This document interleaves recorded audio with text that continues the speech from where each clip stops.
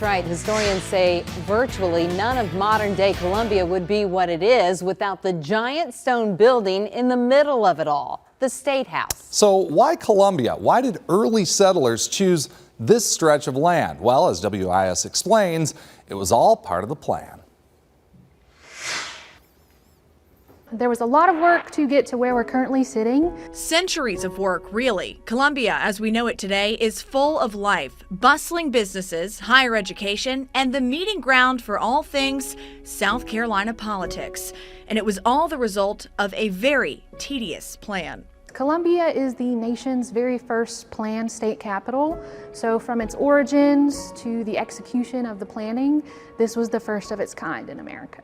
Planned, meaning nearly every decision about the new city's layout revolved around the State House. Columbia was comprised of roughly 40 streets, all named with purpose. They had planned for growth of their brand new capital. Okay, so pause. Yes, she said brand new capital, meaning this was not the original. But how did we even get here in the first place? Well, to find that answer, we have to go all the way back to the colonial times before South Carolina was even an official state. How far back would you say we have to go? Really, you would want to go back to the 1660s. After years of civil war in England, Charles II reclaimed the throne. In exchange for their loyalty, the new king gifted a plot of land to 8 noblemen known as the Lords Proprietors. They called the land Carolina, a word taken from the Latin word Charles or Carolus, honoring King Charles. And to profit off their new land, the men created a government. The city of Charleston, or as it was originally known, Charlestown, was founded.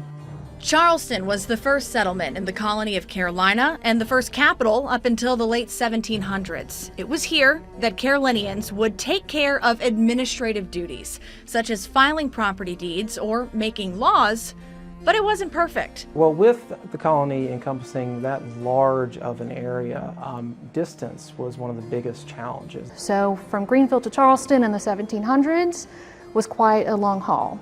It would have taken a week to travel that far by horse, and over double that for settlers traveling from what is now North Carolina.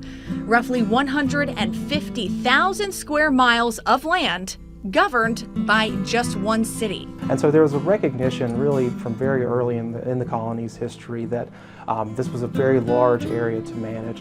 So the decision was made in 1712 to split the swath of land into separate parts, North and South Carolina. Now the government in Charleston belonged to only South Carolina, but after years of protests, the capital was still not in the ideal place for everyone to have equal access.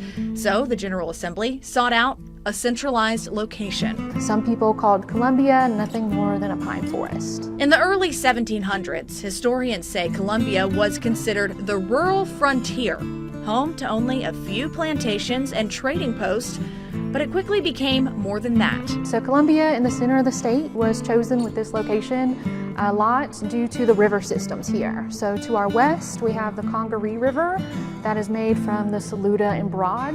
And at that time in the 1700s, that's as far inland as the boats could go. So this was a really great point for trade and a central location. Columbia had not been officially established by this point, so in 1786, the South Carolina General Assembly voted to legislate the city into existence. The empty land was sold to farmers and to businesses. They took their drawings and plans of the city to Charleston, and they would have been near the old Exchange building, taking notes and trying to get people to move to Columbia.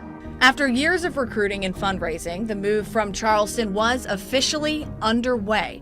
The money couped from selling plots of land was used to build the new State House. It took 3 years to complete the new wood capital, but during construction, tragedy struck back in Charleston. The State House, the original State House in Charleston, actually had a fire. Their Senate chamber had a fireplace. It got a little out of control, and there goes most of that building. They did rebuild, but they were already on their way to making that new capital in Columbia. For nearly a century, the young city thrived, building its name as the new capital of South Carolina. But in 1865, Union General William T. Sherman and his 60,000 troops stormed Columbia. At the time, the fireproof building, soon to be South Carolina's third state house, was under construction, consisting of basically 4 stone walls. Sherman ordered his troops to shell the structure in hopes of destroying it. They were across the Congaree River and aiming for the side of our building.